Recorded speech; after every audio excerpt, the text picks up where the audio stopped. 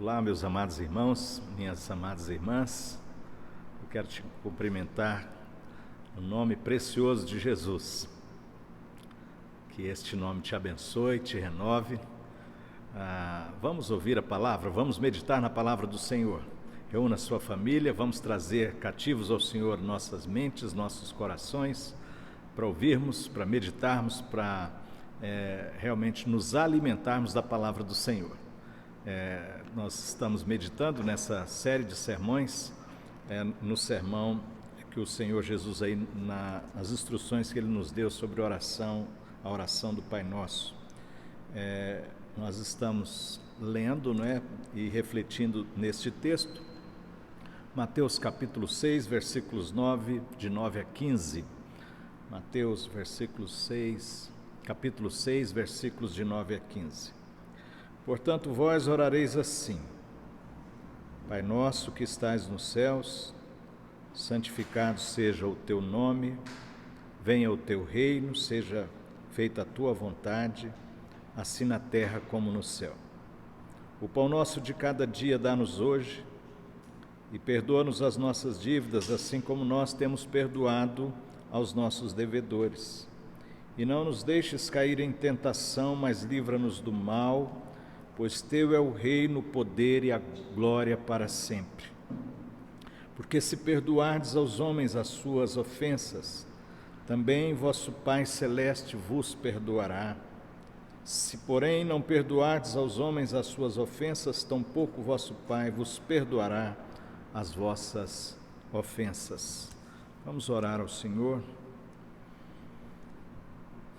Senhor, nós queremos pedir mais uma vez que o Senhor fale conosco, que o Senhor alimente o nosso espírito, o nosso ser mais profundo, que o Senhor exorte o nosso coração, que o Senhor endireite os nossos caminhos, que o Senhor firme os nossos pés, que o Senhor nos dê instrução, direção, clareza nesses dias difíceis, luz para o nosso caminho. Ó Deus, ilumina as nossas mentes, nossos corações, fala conosco. Nós pedimos, clamamos, Senhor, queremos ouvir Tua voz, em nome de Jesus. Amém. Amém. Amém. Queridos, nós estamos vivendo dias ou anos, em que várias correntes no nosso meio evangélico têm ensinado a centralidade do homem no culto, na vida cristã, e a centralidade dos desejos, das vontades humanas, Então, o que nós aprendemos o tempo inteiro é que eu tenho o direito de ser feliz, que Deus é bom e tem que me fazer feliz, e que se eu pedir Ele vai ter que responder porque Ele prometeu responder, e então seja feita a vontade do homem, Basicamente é isso que nós ouvimos constantemente, ainda que ninguém atreva a dizer de forma tão direta, mas basicamente é o que somos constantemente ensinados como crentes por meio de tantas igrejas, pelas mídias. Homens e mulheres são ensinados a que, se eles tiverem fé, se eles clamarem, se eles orarem, se eles derem o dízimo, se eles fizerem algumas coisas, a vontade deles vai ser feita, a vontade deles vai prevalecer, seja feita a vontade do homem. Deus nos livre. O Senhor Jesus, nesse texto que nós temos aprendido, tem nos chamado justamente a atenção, imediatamente após compreendermos a bênção de sermos filhos, de sermos amados, de sermos redimidos em Cristo, de fazermos parte da família de Deus e podermos chamar Deus de Pai. Imediatamente Jesus, o que Ele põe não é a nossa vontade, Ele põe em tudo a primazia de Deus. Primeiro, o nome de Deus: seja santificado o teu nome. O nome de Deus já é santo, mas seja santificado na nossa vida, seja santificado na igreja, seja santificado no mundo. Venha a nós o teu reino, primeiro nome de Deus, primeiro reino de Deus, o reinado de Deus, o reino de Deus sendo pregado, o reino de Deus de redenção, alcançando, salvando vidas, até que venha o reino futuro e glorioso. Então, primeiro o nome de Deus, primeiro o reino de Deus, e agora, neste momento, nós vamos refletir quando Jesus nos ensina primeiro a vontade de Deus. Seja feita a tua vontade. primeiro e acima de tudo, a primazia da vontade do Senhor na nossa vida. Então, quero refletir com essa proposta, não é? O clamor pela experiência com a vontade de Deus. O clamor pela experiência com a vontade de Deus. O Senhor Jesus nos ensina a clamar: seja feita, Pai, a tua vontade. Seja feita a tua vontade, assim na terra como nos céus. Quando observamos então para as Escrituras e pensamos sobre a vontade de Deus, o primeiro aspecto que nós precisamos olhar para esse texto e perceber aqui é Jesus dizendo justamente que essa é uma realidade daqueles que são filhos amados do Pai, daqueles que buscam a santidade do nome do Senhor, daqueles que buscam em primeiro lugar o reino de Deus. Estes que são filhos amados, eles devem aprender que a vontade de Deus deve ser feita em primeiro lugar. E por serem filhos, por serem amados, por serem redimidos, eles querem aprender isso.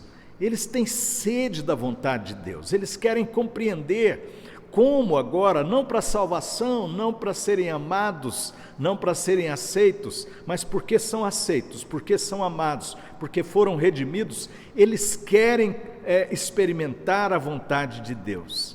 Essa é a primeira compreensão. Se você é um cristão, tem lutado com áreas da sua vida em que você ainda não vê a vontade de Deus se cumprindo plenamente, mas você tem sede da vontade de Deus, você tem pedido que o Senhor trabalhe na sua vida para que a vontade dele seja cumprida, esse texto tem muito então a ver com você, comigo, com as nossas vidas. Essa é a primeira compreensão que precisamos ter do texto. Os que são nascidos de novo, os que são amados, os que são redimidos, que podem e aprendem a chamar Deus de Pai, eles também aprendem com Jesus a clamar: seja feita a tua vontade. Então, guarde isso no seu coração, né? Toda vez que você está aí lutando com pecado, com lutas na sua vida, mas você está buscando a vontade de Deus, é porque você é um filho, porque você é uma filha de Deus. Outro aspecto muito importante é que esse clamor pela experiência com a vontade de Deus exige o reconhecimento de que a vontade do Senhor é soberana e se cumprirá acima de tudo. Em Jó, Jó 42, essa afirmação de Jó, depois de toda a sua provação, depois de toda a sua luta consigo mesmo, com as suas dores, com suas dúvidas, com suas perplexidades, o Senhor vem a ele, mostra a sua glória, e Jó então afirma aqui esta verdade teológica tão tremenda. Então respondeu Jó ao Senhor, Jó 42, 1 e 2. Bem sei que tudo podes, e nenhum dos teus planos pode ser frustrado. Bem sei que tudo podes, e nenhum dos teus planos. Nosso Deus é um Deus de propósitos, a vontade dele, propósito, a vontade, os eternos decretos de Deus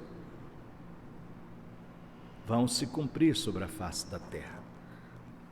Esse texto tremendo de Isaías 46, observe Isaías 46, versículos 9 e 10. 46, 9 e 10.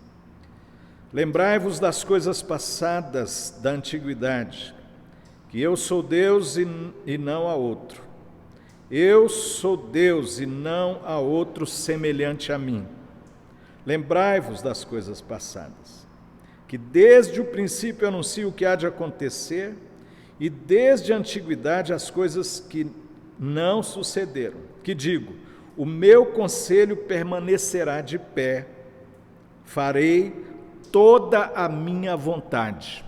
Deus mesmo falando por meio do seu profeta, falando com o seu povo, revelando, esclarecendo que a vontade dele é perfeita e que ela vai se cumprir, vai vai ser cabalmente cumprida. Anote esse texto aí na sua Bíblia, para que você jamais possa se esquecer dele. O meu conselho permanecerá de pé, a vontade do Senhor, os eternos propósitos de Deus, os decretos de Deus vão permanecer de pé, e Ele fará toda a sua vontade, e farei toda a minha vontade. Então, queridos, nós não podemos ter dúvidas, quando Jesus está nos convidando, então, como filhos amados, pedir, seja feita a tua vontade, estamos participando desse propósito eterno de Deus, que a vontade dele vai se cumprir cabalmente sobre essa terra. Soberania de Deus. Dias da pandemia, dias difíceis, dias que nós temos sofrido, devemos renovar essa teologia constantemente no nosso coração. Deus não dormiu, Deus não cochilou, Deus não está indiferente, e Ele não é mau, Ele é Deus bom, Deus eterno. Os propósitos dele envolvem provação, envolve perdas e luto, tudo dentro dos decretos de Deus, da vontade decretiva, da vontade eterna, perfeita, absoluta, os propósitos de Deus. Às vezes a gente não entende, às vezes a gente chora, e podemos chorar, graças a Deus, mas devemos, ainda que não entendamos, ainda que não compreendamos circunstancialmente os detalhes da vontade de Deus, Ele é soberano, a vontade dEle se cumprirá. Não é a vontade de Deus, de Satanás, desculpem, não é a vontade de Satanás que vence, não é a vontade nossa que vai vencer, é a vontade soberana do Senhor que prevalecerá, e Ele cumprirá a sua vontade cabalmente na face da terra. Isso nos leva para um outro aspecto, queridos.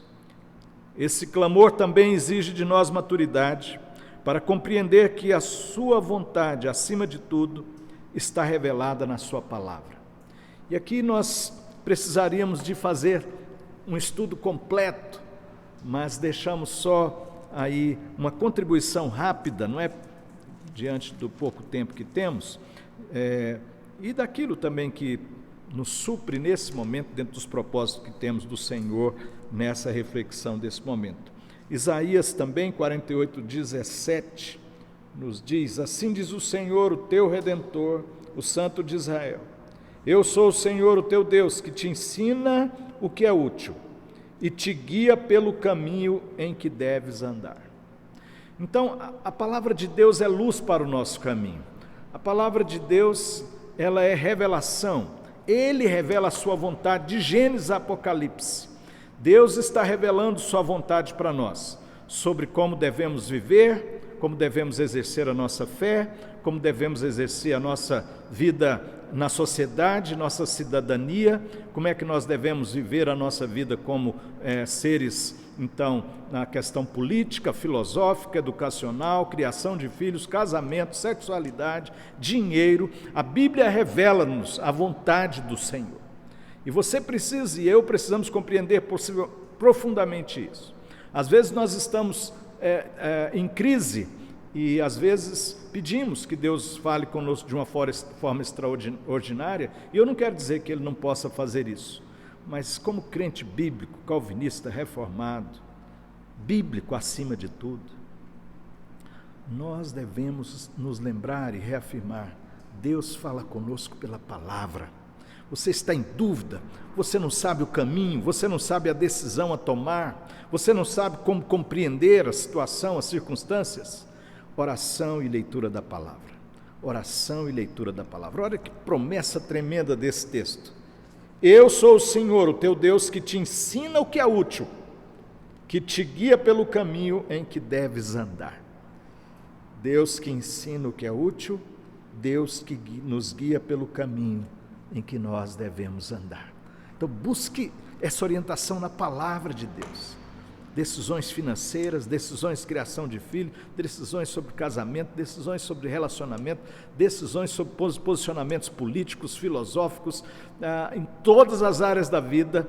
Nós, para alguma circunstância, nós não temos uma revelação direta, específica de Deus em detalhes do que está acontecendo, mas você tem uma visão, uma revelação do Senhor para julgar todas as coisas, para interpretar todas as coisas. Deus revela a sua vontade na sua palavra. Então, quando oramos, seja feita a tua vontade, vá para a palavra, busque na palavra, E outra coisa muito importante, que já nos leva para outro ponto, é que o clamor nos leva, o clamor pela vontade de Deus para que ela seja feita, nos exige de nós a pregação da palavra.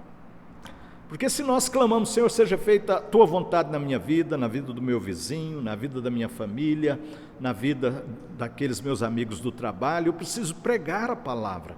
Porque a palavra é a vontade de Deus revelada para a salvação deles, para a vida da família deles, para os complexos, para os conflitos, para as crises, para os temores, para os desesperos. A vontade de Deus está revelada na palavra para aqueles que Deus tem posto no nosso caminho. E nós devemos então, se clamamos, seja feita a tua vontade, devemos amar essas pessoas, levando-lhes o Evangelho, levando-lhes a palavra da verdade. Um outro aspecto profundo, queridos, é quando a gente olha para Tiago, quando Tiago vai nos dizer aí, Tiago 4, 13 a 17. Atendei agora vós que dizeis, hoje ou amanhã iremos para a cidade tal, e lá passaremos um ano e negociaremos e teremos lucros. Vós não sabeis o que sucederá amanhã, que é a vossa vida. Sois apenas como neblina que aparece por instante e logo se dissipa. Em vez disso, devias dizer, se o Senhor quiser, não só viveremos, como faremos isto e aquilo. Se o Senhor quiser, faremos isso ou aquilo. Agora, entretanto, vos jactais das vossas arrogantes pretensões. Toda jactância semelhante a essa é maligna. Portanto, aquele que sabe que deve fazer o bem e não faz, nisso está pecando. Então, primeira questão, sempre buscar fazer o bem.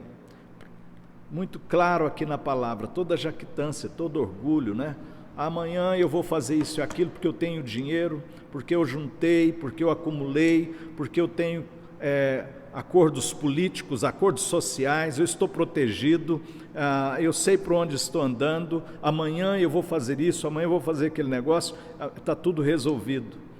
Tiago diz que isso é orgulho, que isso é jactância. Portanto, amados, devemos buscar essa humildade. Senhor, seja feita a tua vontade. Deixa eu dizer uma coisa muito importante aqui. Nós temos nessa igreja aqui empresários, funcionários públicos, empreendedores, pessoas que sonham, temos jovens sonhando, estudando, isso é maravilhoso, queridos. E não está errado você, inclusive, fazer planos. Amanhã faremos isso e aquilo, esse projeto, esse plano, se Deus quiser.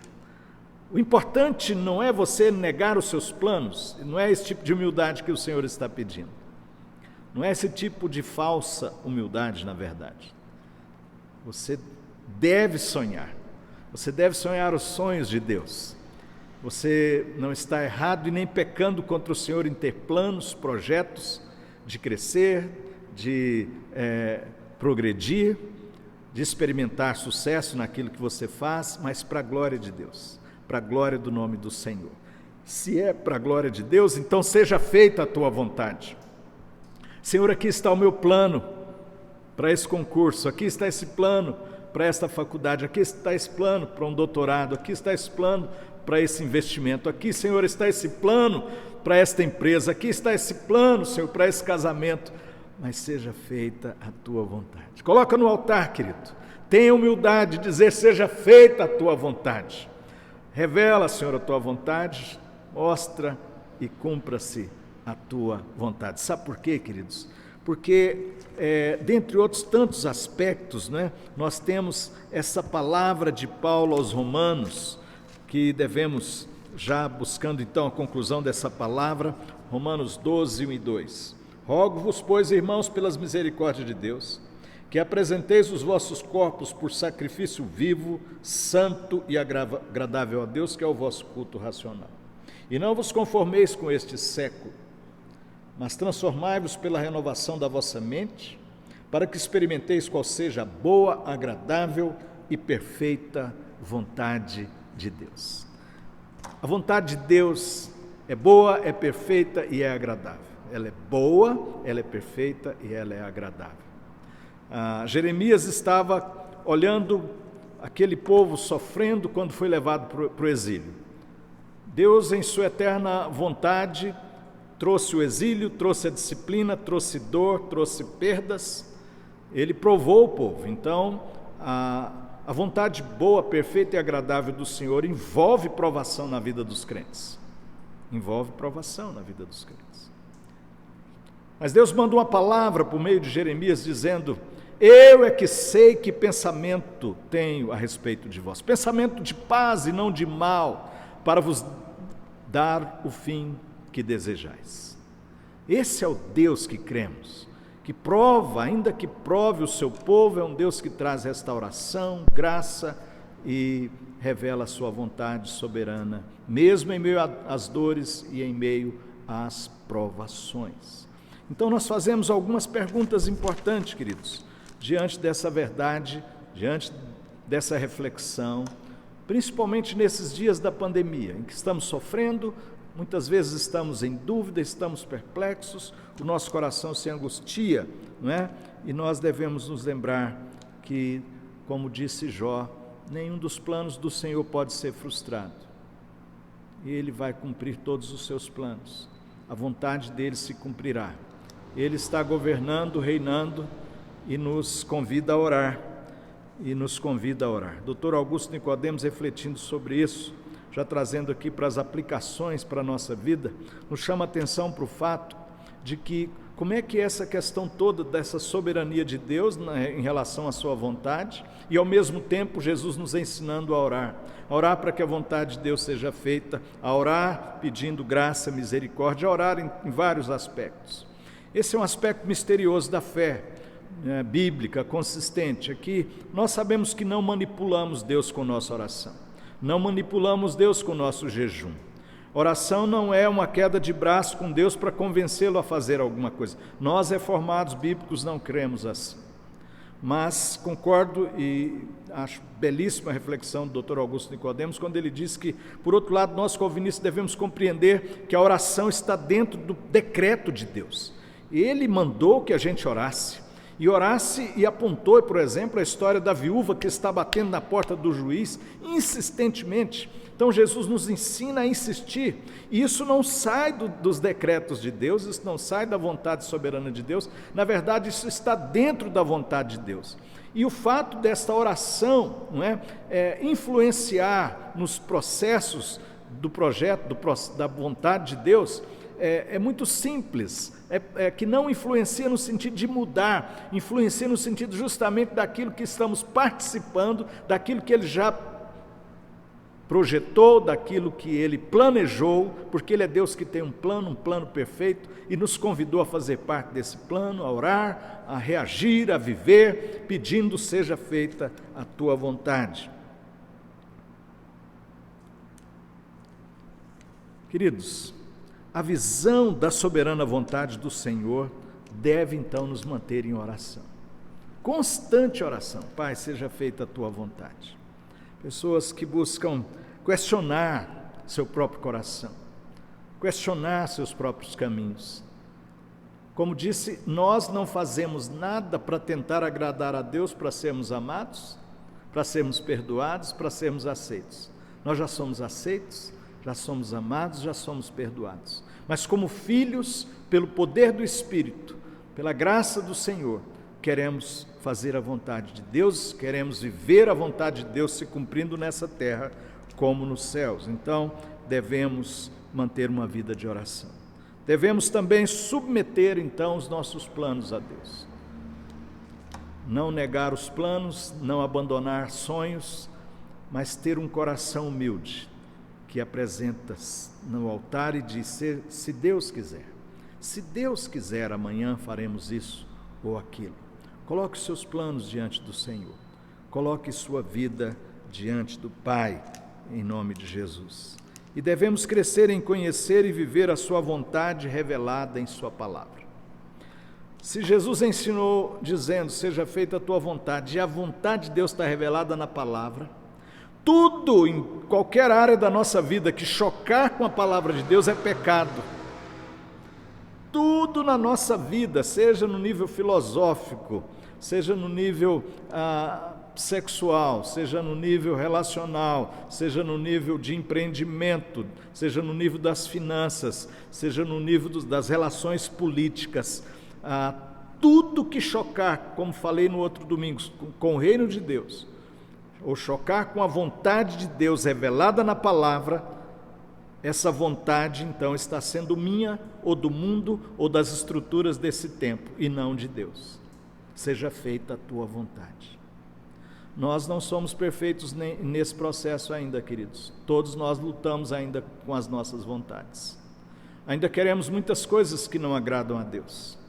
E às vezes somos compelidos a achar que se não tivermos essas coisas, inclusive vamos morrer.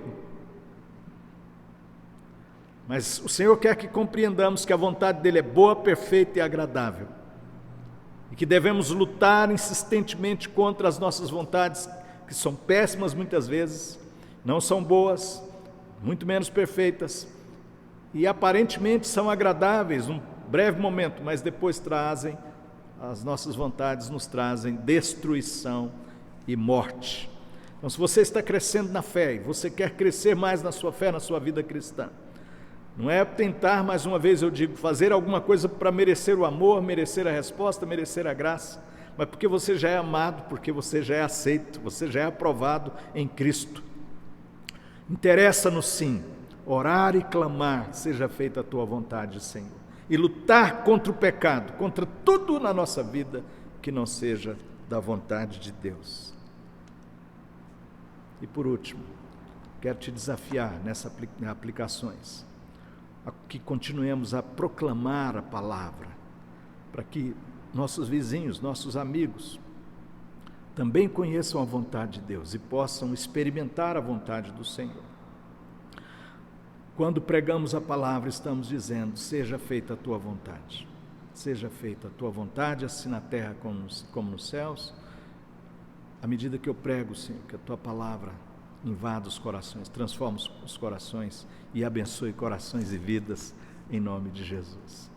Queridos, primeiro o nome de Deus, primeiro o reino de Deus, primeiro a vontade de Deus.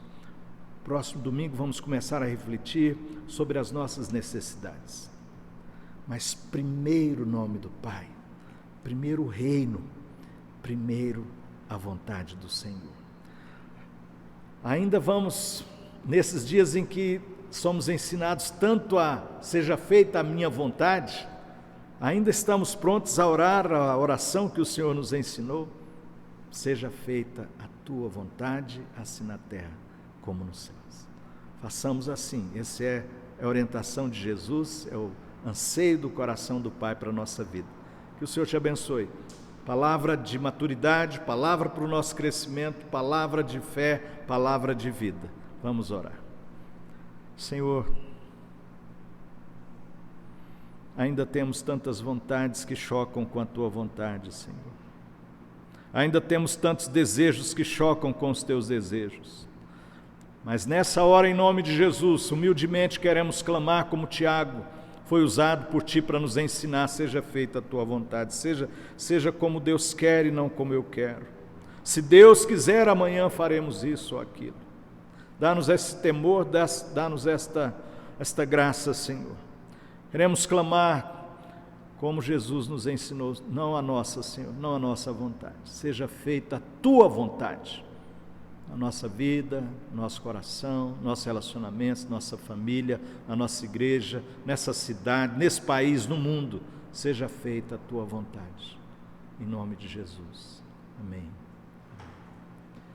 Amém. O Senhor abençoe sua vida, recebamos a bênção.